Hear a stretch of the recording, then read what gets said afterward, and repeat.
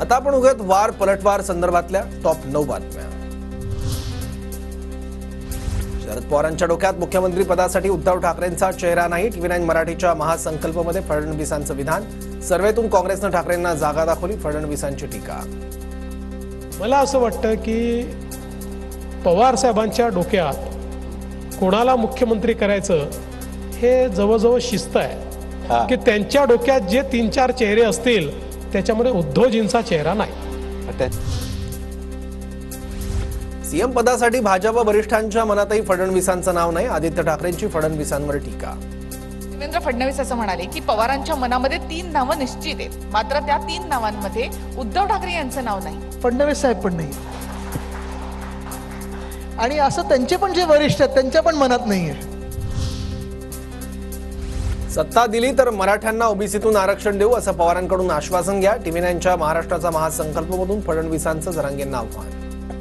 आज माझा सवाल आहे, शरद पवार साहेब हे म्हणायला तयार आहेत का की मराठा समाजाला ओबीसीतून आरक्षण द्या, किंवा लेखी द्यायला तयार आहेत? उद्धव ठाकरे तयार आहेत, नाना पटोले तयार आहेत। समजा मी नालायक आहे आणि ते चांगले आहेत तर त्यांच्याकडनं घ्या ना आश्वासन। सरकारनं जरांगेंना दिलेली आश्वासनं आम्हाला माहितीच नाहीत। सरकार कोणाच्या बाजूने हेच महाराष्ट्राला माहिती नाही। सरकार जो निर्णय घेईल त्याला आमचा पाठिंबा। जयंत पाटलांकडून स्पष्ट। तुमचीच भूमिका महाराष्ट्राला कळत नाहीये की तुम्हाला सरकारला काय करायचंय। आता आम्ही विरोधी पक्षात आहे, आमच्याकडे कोणता अधिकार नाही। आम्ही एवढंच सांगू शकतो, तुम्ही जो निर्णय घ्याल त्याला आम्ही पाठिंबा देऊ। याच्या पलीकडे आम्ही आता काय केलं पाहिजे? लाडक्या बहिणीवरून ओढाताण सुरू। तिन्ही पक्ष बहिणीला ओढतायत, मात्र सरकार कधी जात आहे आणि आमचा लाडका भाऊ कधी सत्तेवर येतोय असं महिलांना वाटतंय। जयंत पाटलांचा सरकारवर निशाणा। लाडकिया बहिणीची ओढाताण चालू आहे। तिला 3 भाऊ ओढायला लागलेले आहेत, पण तिचं मन, तिचं खरं प्रेम लाडकी बहीण म्हणून विरोधी पक्षावर आहे। तिला मनापासून वाटते की कधी हे जात आहेत आणि आमचा लाडका भाऊ सत्तेवर येतोय याची वाट महाराष्ट्रातल्या बहिणी बघतायत। कोणत्याही सरकारमध्ये योजना आली तर त्याचं श्रेय मुख्यमंत्र्यांना असतं। तिन्ही पक्षांचा आपापल्या पद्धतीने प्रचार सुरू। आमच्या श्रेयवादाची लढाई नाही, फडणवीसांकडून स्पष्ट। लढाई नाही, कुठलंही सरकार असतं, जे काही सरकार असतं त्या सरकारचे प्रमुख हे मुख्यमंत्रीच असतात। त्या सरकारचा कुठलाही निर्णय, माझ्याही खात्याचे निर्णय मी जरी घेतले तरी देखील त्या निर्णयांचं श्रेय हे मुख्यमंत्र्याचंच असतं।